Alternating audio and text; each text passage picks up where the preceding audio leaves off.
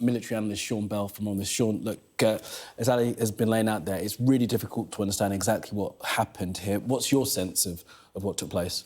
Well, exactly as you said, it's very difficult to do analysis without... There's clearly quite a murky situation going on the ground here, so we've got to be really careful not to jump to conclusions about this.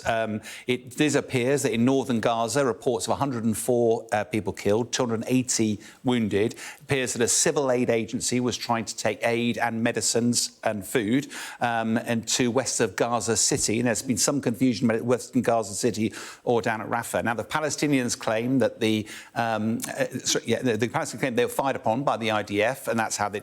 There's three different explanations we're hearing from the IDF so far. Initially, it was that there was a stampede that caused loads of people to die. Then there was a suggestion that a truck had actually, driven by a civilian driver, had mown down a load of the Palestinians.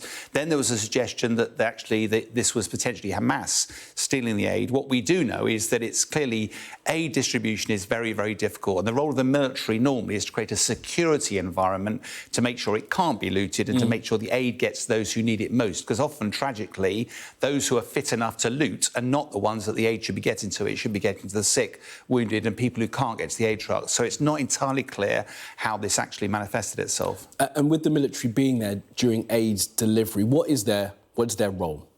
Well, normally it provides security, so they control the distribution of aid. And the first action when these things get out of control is that often they'll fire overhead, that sort of thing. We've seen already down in Rafah, we've seen regularly the aid trucks, people descending on them, starting to loot them.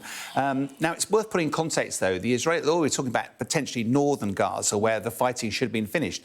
The IDF have suffered a series of casualties up there, with Hamas doing surprise attacks, probably coming out of the tunnel network. So you can imagine that actually the IDF will be pretty nervous there. Then you've got these big crowds suddenly massing around, and from an IDF perspective, who are the military, who are the civilians, where are the Hamas fighters in there? And then you've potentially got quite a lot of recently mobilised Israeli Defence Force people. This is a really, really difficult, dangerous environment for them to operate in. But I have to stress at the moment, there are so many questions, so many things we can't make sense of. We'll have, Sky need to verify this stuff, and then we can provide a better assessment. Absolutely. All right, Sean, do appreciate that initial assessment for now. Thank you very much.